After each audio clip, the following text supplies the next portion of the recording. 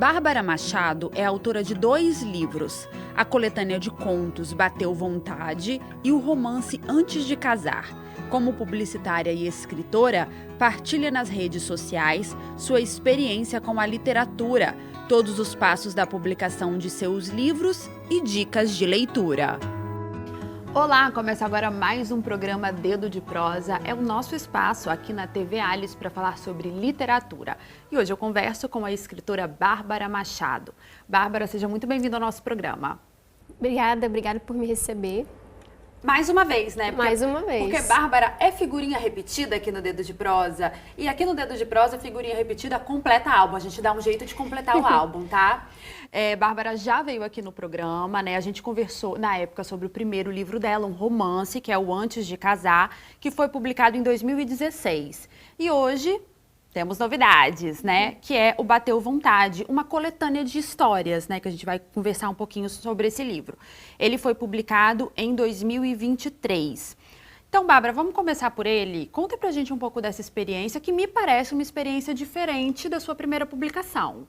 Sim, é completamente diferente, né? O Antes de Casar, na verdade, foi inesperado, porque eu não esperava escrever uma comédia. Eu sempre escrevi fantasia, romance policial, e, né, no privado ali, sem publicar. E aí surgiu o Antes de Casar. Mas aí, o próximo projeto era para ser em outro gênero, só que realmente por uma estratégia de mercado, eu fiquei muito tempo sem publicar. Isso não é bom, né? Depois que a gente começa a pulverizar ali o primeiro livro, as pessoas começam a conhecer o nosso nome. O ideal é vir com outro livro em 2 anos, no máximo, para poder já aproveitar aquele público. Só que eu não consegui fazer isso, né? É um trabalho muito extenso, escrever um livro, publicar um livro. E eu queria muito estudar mais. Então eu passei esses 7 anos aí bem focada em fazer cursos de escrita, fazer cursos sobre, né, literatura e ler livros sobre literatura e sobre escrita. Estudar mais, que você diz, na área de escritora mesmo, focada, né? Eu fiz uma pós na área de literatura. Eu fiz uma pós em linguística também no meio do caminho, mas o meu objetivo era aprimorar a minha habilidade, né, a minha técnica para escrever melhor. Então, nesse período eu acabei escrevendo algumas coisas, uns contos, algumas coisas menores, e eu tinha muita coisa guardada, de anos que eu já estava escrevendo ali, que às vezes eu ficava, tive uma ideia de um texto, aí eu colocava aquilo ali no papel e deixava guardado, engavetado. Muitas coisas eu não terminava, eu só colocava porque eu precisava expurgar aquilo de mim, né? E depois eu ficava com aquele monte de coisa lá pela metade. E aí, por uma questão de estratégia, eu pensei, poxa, eu vou demorar ainda a publicar um novo romance. Então, eu devia colocar alguma coisa no mercado para as pessoas lembrarem de mim. Porque quando eu voltar vai ser muito mais difícil, as pessoas já vão me esquecer. Então, eu pensei, vou lançar um livro com tudo que eu já tenho e para eu voltar para o mercado. E nisso eu peguei os textos que eu já tinha, eu repaginei, né, porque eu fui melhorando um pouco com o tempo, então eu fui aprimorando esses textos. Eu trouxe alguns textos novos também que eu criei, alguns textos que eu criei durante curso, durante, né, experiências mesmo, quase um laboratório que eu fazia sozinha. E aí nasceu o Bateu Vontade. Foi um pouco difícil porque os textos são muito diferentes. Então eu tive que pensar em como que eu ia reunir tudo isso num livro só. Mas aí deu certo, e um livro que era para ser só um livro, vamos dizer assim, entre livros, acabou virando um queridinho, assim, para mim, um projeto bem especial. Tem alguma temática, um fio condutor, né, dessas histórias que fazem parte desse livro? Eu acredito que ele é uma coisa meio do assassinato, do amor ao assassinato, né? Do amor ao crime, eu gosto de dizer, porque ele tem desde os afetos que a gente tem com pessoas queridas, com pessoas que a gente ama, pessoas que a gente já se despediu ao longo da vida, né? Que são passageiras da nossa vida. E tem também aquela parte sobre os desafetos humanos, né? Que pessoas que a gente não gosta, pessoas que passam deixando um caminho de destruição. Então, tem essa pegada também de distopia, de fantasia, uma coisa mais imaginativa. Então, como que eu colocava isso num livro só? Daí eu separei o livro em sessões, e aí a primeira sessão é Isso é Viver, que é sobre... É uma parte mais crônicas, que tem essas divagações sobre a vida, sobre o envelhecimento, sobre, né, a vida adulta, sobre relacionamentos. E aí, na segunda parte, a gente tem afetos e desafetos, que realmente é mais focado em romances, em relacionamentos que não deram certo ou que foram temporários. E aí, a terceira parte, temos despedidas, que já é uma parte mais triste, né? Realmente focada em despedidas, sejam pessoas que já deixaram esse mundo ou relacionamentos que se acabaram. E aí, na quarta parte, a gente tem Imagine Só, que é uma parte mais curtinha, que tem uns textos, como eu falei, de distopia e fantasia, que são mais imaginativos. Tem até um texto que foi feito numa masterclass que eu fiz, um estudo que eu fiz, que o exercício tinha essa proposta de escrever sobre um conto de fadas ou uma história que você já tinha muita familiaridade, mas reimaginar no sentido, por exemplo, dentro de um consultório de terapia, por exemplo, né, de um psicólogo conversando com um personagem. E aí eu pensei, poxa, legal, vou pegar e vou fazer algo com a Pequena Sereia, que é uma história que eu gosto muito. E aí surgiu A Bruxa do Mar, que é um conto sobre a Úrsula, que é a bruxa do mar, na terapia. Como se ela tivesse sido obrigada, depois que acabou o filme, né, em vez dela... Vou dar um spoiler, né? Em vez dela morrer, ela ser obrigada pelo irmão dela, o Tritão, a fazer terapia. E aí é sobre isso, ela dentro do consultório. E aí tem uma reviravolta, assim, no final, e retoma alguns elementos do desenho da Disney, né? Que eu não peguei o conto de fadas original, eu peguei a ideia do desenho. E foi um conto bem legal de escrever e surgiu despretensiosamente como um exercício. Eu falei, eu vou colocar, eu gostei muito dele, vou colocar ele no livro. Então, tem essa parte do Imagine Só. E tem até um conto, que é uma distopia, que é inspirada no conto da Aya, da Margaret Atwood, que eu fiz até o curso dela, que é excelente, a masterclass dela. E depois tem a parte Imagine Só, que é focada em... Imagine Só não, desculpa, vou repetir. E depois tem a parte Gente, que é uma parte somente focada em pessoas, que inicialmente era para ser um livro só.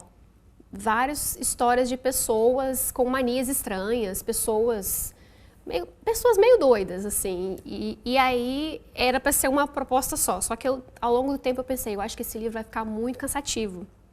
Um livro inteiro com isso.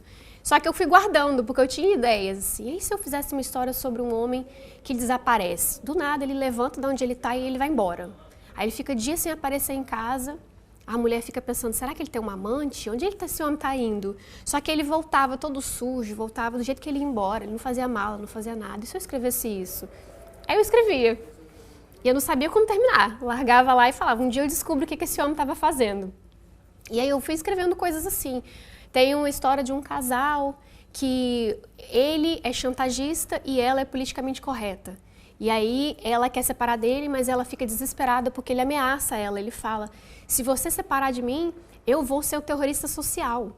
Eu vou estacionar em vaga de idoso, eu vou jogar lixo na rua, eu vou botar o terror, eu vou votar nos piores candidatos. Tudo ele fazia de um jeito que ela ficasse aterrorizada. Então ele prendia ela no relacionamento dessa maneira. São histórias assim. E aí compõe essa parte Gente, que é uma parte mais longa realmente. E o livro, eu fiquei, como que eu vou dar nome para esse livro? Porque tem de tudo. Tem de tudo. Então, e aí, numa brincadeira, conversando com leitores, alguém falou assim, você escreveu um antes de casar, né, com A. Você devia escrever agora um livro com B.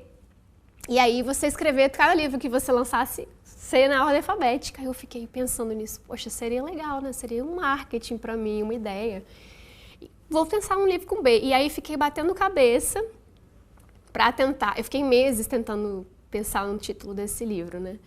E aí depois começou essa coisa do bateu vontade. Eu queria uma expressão. E o bateu vontade veio porque realmente é uma coisa que explica o que eu fiz. Eu bateu vontade de escrever aquela história e eu escrevi.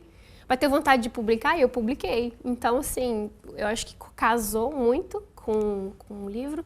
E tem um verso, né, um poema no final. Alguns dessas histórias são poemas, poucas, que se chama Bateu Vontade, que é o último texto. E aí fechou, eu acho que todo o livro.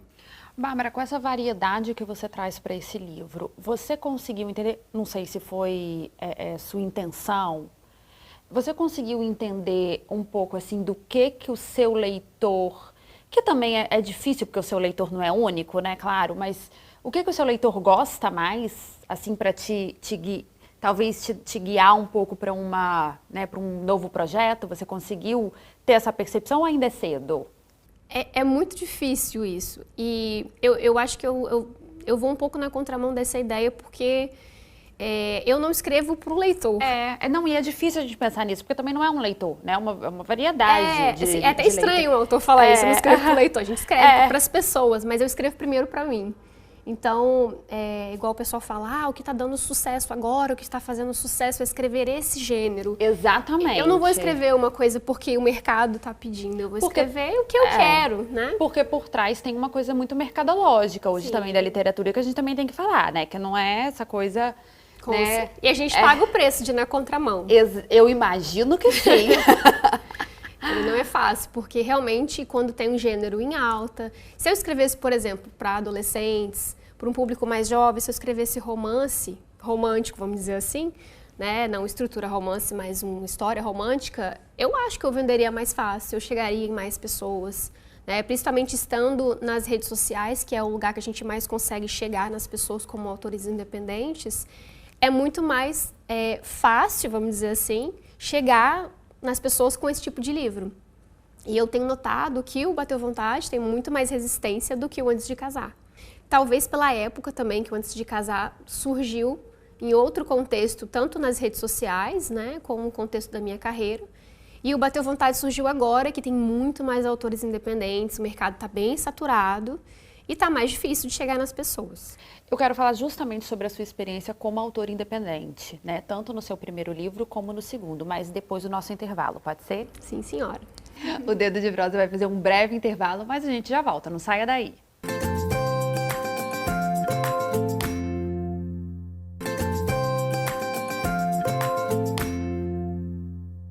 Estamos de volta com o segundo bloco do programa Dedo de Prosa, hoje conhecendo mais o trabalho da escritora Bárbara Machado. Bárbara, falamos um pouquinho sobre a sua última publicação, né, que é o Bateu Vontade, uma coletânea de histórias publicada em 2023. Você também é autora do Antes de Casar, publicado em 2016, que também acabamos falando um pouquinho sobre ele de forma, né, menos centralizada, aí, já que a gente está falando mais do Bateu Vontade e já que você também já veio no programa para falar do seu primeiro livro. Mas eu queria que você contasse um pouco sobre a sua experiência como autora independente, né? Os seus 2 livros publicados, né? E nas redes sociais, quando a gente vai ver o seu conteúdo, você mostra muito a questão das etapas, né, da publicação do livro, já que você se envolve, pelo menos a impressão que a gente tem, se envolve em cada etapa de forma bem minuciosa. Conta pra gente um pouco isso. Eu acredito que a sua profissão, você é publicitária, também te dá uma ajuda, né, nessa parte. Né? Então, assim, né, te dá aquela... Já adianta alguns passos aí desse caminho. Mas conta pra gente um pouco dessa experiência como autora independente. Com certeza ser publicitária faz toda a diferença. E sempre que eu falo sobre criar o livro, profissionalizar a profissão, profissionalizar o ser escritor, eu falo, se você não tem habilidade nessa área, porque não se espera que um escritor saiba fazer tudo, contrate alguém que saiba, né? Porque o que a gente mais vê no mercado independente, infelizmente, é amadorismo. E eu não estou falando isso para criticar, não. É realmente uma pessoa que escreveu um livro, independente dele ser bom ou ruim, ela às vezes não tem conhecimento de como botar esse livro no mundo. Aí faz sozinha ou contrata uma pessoa que não é um profissional e aí você coloca um livro no mercado que está mal diagramado, que não está adequado para ser apresentado para o público, uma capa que não chama atenção, que não ajuda na venda desse livro, né? E aí todo o processo vai caminhando mal e quando a pessoa chega lá na frente que ela está com o livro na mão, ela não consegue vender. Não só pelas dificuldades que todo mundo passa, mesmo com um livro bonito, mas porque o livro não consegue se sustentar como um objeto livre, né, como um produto. E isso é muito triste, porque às vezes o livro vai ser muito bom, mas ele não chegou preparado. Então eu sempre falo, lançar o seu livro de forma profissional é muito importante, né? Por isso que eu falo também lá, e também para valorizar o meu trabalho, porque como a gente está num mar de muitos autores, você tem que dizer, olha, meu trabalho é profissional, eu investi muito tempo, dinheiro nisso, eu valorizei cada etapa do processo, eu quero que você, leitor, leitora, receba um livro como se você tivesse comprado numa livraria. Eu não quero que você receba um livro de qualquer jeito. Então, a capa tá bonitinha, a diagramação tá profissional, esse livro corresponde, né, ao que eu estou te dizendo na sinopse, ele está bem revisado, não vai ter erro de português, você não vai encontrar erro de digitação. Então, tudo isso eu acho que faz parte de mostrar para o público que você está oferecendo um trabalho tão profissional quanto o que você vê em editoras, né, em livrarias com autores que já têm representação. Então, acho que é muito importante, tanto para os autores quanto para os leitores, terem esse conhecimento, sabe? Por isso que eu compartilho tudo lá. Agora, você também tem uma experiência, Bárbara, que eu queria que você conversasse aqui um pouquinho, trouxesse pra gente, que é a experiência em grandes eventos, como a Bienal, né, do livro. E eu queria saber, assim, a sua experiência enquanto autora independente também nesse espaço, né? Porque é um espaço, eu já tive a oportunidade de ir numa Bienal Internacional do Livro, né? Que é um evento nacional, que é um evento que reúne muitas editoras grandes. Aí você tem toda aquela programação cultural com autores que já são conhecidos no mercado. Como que o escritor independente, ele fica nesse espaço? Você conseguiu utilizar esse espaço enquanto escritora? Como é que foi a sua experiência? Bom, a primeira Bienal que eu fui foi do Rio, em 2017. E eu tinha acabado de lançar o Antes de Casar, né, um ano antes. Eu tinha muita expectativa, eu tinha um sonho, aquela ideia, aquele imaginário de que eu ia chegar lá, eu ia conhecer todo mundo nas editoras, que eu ia conseguir alguém lá dentro para me dar uma ajuda para publicar meu livro com uma editora, que eu já tinha tentado e não tinha conseguido. A não ser aqueles contratos lá bem suspeitos, do tipo, pague 20 mil e, né? Sim. E aí a gente publica seu livro. Então, eu fui com essa expectativa e, infelizmente, quando eu cheguei lá, eu percebi que a realidade não é essa, que a Bienal, por todos os méritos que ela tem, ela é uma vitrine, né? Então, eles estão lá para vender os livros das editoras, eles estão lá para vender os livros que já estão publicados, eles não têm tanta abertura para conhecer autores, conhecer outros trabalhos, eles não estão lá para isso. Então, foi uma decepção bem grande para mim, confesso. Mas eu percebi que era um espaço que eu conseguia conectar com as pessoas, com leitores. Então, para mim, hoje, a Bienal é uma oportunidade de chegar em leitores, não de chegar em editoras, sabe? Mas assim, é complicado, porque a própria Bienal, apesar dela permitir que os autores entrem gratuitamente, né, eles têm o profissional do livro, ele pode entrar com uma credencial qualquer dia do evento, gratuitamente. Porém, até onde eu sei, que na verdade eu não cheguei a pesquisar, mas eu ouvi de uma outra pessoa, que não é permitido fazer divulgação lá dentro. E aí, na Bienal do ano passado, no Rio, 2023, eu fui fazer uma ação, eu fui vestida de noiva para divulgar o Antes de Casar, Bateu Vontade. E aí eu pensei, poxa, eu vou vestida de noiva que eu acho que vai chamar atenção, né? Uhum. Porque eu acho muito chato abordar as pessoas numa Bienal como se você estivesse fazendo uma panfletagem. Distribuir marcador, muita gente faz isso, distribuir marcador, empurrar o marcador, ou ficar insistindo para falar do seu livro, empurrando o livro nas pessoas. Eu acho que, como publicitária, eu sei que não é assim que a gente faz as coisas. Então eu pensei, vou com uma roupa chamativa, vou interagir, as pessoas vão olhar para mim, vão me dar abertura para abordá-las. Então eu fui desse jeito. E abordei algumas pessoas, foi bem divertido, muita gente riu, tirou foto comigo, foi uma ação muito legal. Porém, um segurança me abordou e estava com uma intenção ali de me tirar do evento. Né? Ele falou, você é autora? E assim, eu estava conversando com um grupo, estava todo mundo engajando, pegando meu livro, olhando, interessado. Aí ele estava do lado, ele esperou eu sair, o pessoal sair de perto e me abordou e falou, você é autora? Eu falei, sou. E você está aqui na Bienal com um stand? Porque os autores independentes, eles podem contratar um stand na Bienal. Mas imagino que não deve ser barato. Não é barato e não é fácil conseguir uma vaga. Porque o site da Bienal não tem uma área lá, tipo, seja um expositor, né, esteja aqui, autores independentes. Não tem abertura para isso. Você tem que entrar em contato com a empresa que organiza a Bienal, que você tem que procurar quem é a empresa, entrar em contato com eles e lá você tem todo um processo que não é óbvio lá no site para conseguir um stand. E, se eu não me engano, passa aí dos R$3.000, um stand na Bienal do Rio, pelo menos na época. E São Paulo, esse ano, estava custando, pelo que eu ouvi dos autores que estavam lá, em torno dos 7.000. Então, para ficar a Bienal toda. Não é barato. E aí o segurança me abordou, perguntou se eu estava no evento. Aí eu fiquei assim, o que eu vou fazer? Esse homem vai me expulsar? Aí eu falei, não, eu sou autora sim, estou aqui na Bienal. Você está lá dentro no stand? Eu falei, tô. Aí assim, né, tô. Aí ele falou, não, tudo bem então, porque parece que os autores que estão no stand também não podem ficar circulando no evento. Entendi. Tem que ficar lá na caixinha. Disso. Uhum. O que é muito estranho, né? Tudo isso que eu tô te falando, eu ouço em conversas entre autores e leitores. Eu nunca vi isso explícito numa comunicação da Bienal, mas o que mais tem é rádio corredor, né? Então, o que eu vejo, assim, das pessoas conversando, realmente é que a Bienal tem as suas barreiras para os leitores e para os autores. Nessa última Bienal, agora em São Paulo, teve uma confusão lá com uma autora que levou um modelo que estava na capa de um livro e causou um certo tumulto pela empolgação das pessoas e eles foram retirados. Então, assim, é bem complicado lidar com essas situações em grandes eventos, realmente. Principalmente se você não é uma pessoa que tem credibilidade lá dentro, que você tem alguém para te falar, não, aqui é fulana, pode deixar, né?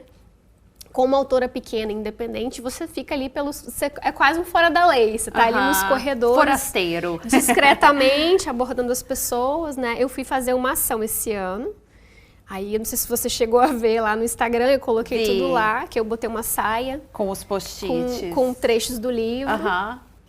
Foi uma ideia que as pessoas me deram no próprio Instagram, algumas amigas me deram umas ideias lá. E eu fiz uns cards, tipo um baralho do livro, e as pessoas podiam ganhar um livro se elas pegassem uma carta dizendo, né, você ganhou, bateu vontade. Uhum. Só que aí era, tipo, uma carta para cada conto, que são 51, e uma carta de desconto no livro, 50%, e uma carta de você ganhou o livro. Então, as chances da pessoa ganhar eram pequenas. Sim. Mas, e eu fiquei com medo, menina, de todo mundo pegar aquela carta e eu não ter nem livro mais.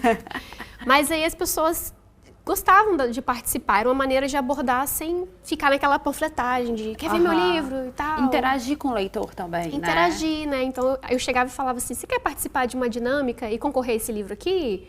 Aí a pessoa ficava, eu quero. Então, você conseguia trazer, né, a pessoa, o interesse ali, sem forçar a barra. E aí a pessoa pegava uma cartinha e, dependendo com o nome do conto, poderia abrir o livro e ler a primeira linha. Poderia ler tudo, se quisesse, mas eu falava a primeira linha para não forçar. Não, você só lê a primeira linha. E aí tinha gente que às vezes se empolgava e lia. Então, né, valeu a pena para trazer a pessoa. Aí a pessoa levava um marcador, teve gente que comprou o livro. Então foi bem legal, mas é o tipo de ação que a gente tem que fazer disfarçadamente. Disfarçadamente. Porque eles não gostam muito, não. Bárbara, eu queria falar sobre os próximos projetos, né? É ruim a gente fazer isso, porque parece que a gente está pressionando o escritor, sabe? Você já me falou que você já teve um hiato grande entre um livro e outro, e o ideal seria não esperar tanto tempo, por uma questão estratégica. Gostei porque você vem cheio da estratégia também, né? É legal a gente ver que também tem esse marketing por trás, todo esse trabalho, porque a gente fica achando que é só, bem entre aspas, escrever, que não é só, e publicar, mas existe todo um trabalho por trás. Enfim, você está trabalhando com novos projetos ou vai dar mais um tempo entre a próxima publicação ou você não tem essa resposta para me dar? Como é que está isso aí na sua caminhada literária? Acho que todo escritor está sempre trabalhando em alguma coisa, mesmo que seja aquele sempre bem devagar, né? Eu tenho engavetado aí um monte de projetos, mas assim, firme eu estava escrevendo um drama, que também não pulou a fila, né? E era um drama sobre uma pianista que ela quer estudar numa escola e ela está trabalhando para isso, ela é uma adolescente. Não é uma história para adolescentes, é uma história mais adulta, sobre perdas, sobre dramas familiares, mas a protagonista é jovem. E era algo que eu estava me dedicando bastante, só que eu parei essa história, porque eu estava com uma outra história de fantasia, que não tinha nada a ver com isso, buzinando na minha cabeça. Eu lembro que você tinha essa vontade de publicar algo na área de fantasia. Desde lá da nossa outra conversa, você já tinha essa vontade de escrever algo nessa área. Eu sempre gostei muito da fantasia, mas eu tava... Por isso eu estudei muito, porque depois de um tempo, acho que lá para 2018, eu tive uma ideia bem legal para uma história de fantasia, uma série de fantasia, que eu nem divulgo muito, mas é sobre sereias, que é uma coisa que eu sou muito apaixonada. Vide a história da Pequena Sereia. Não é à toa.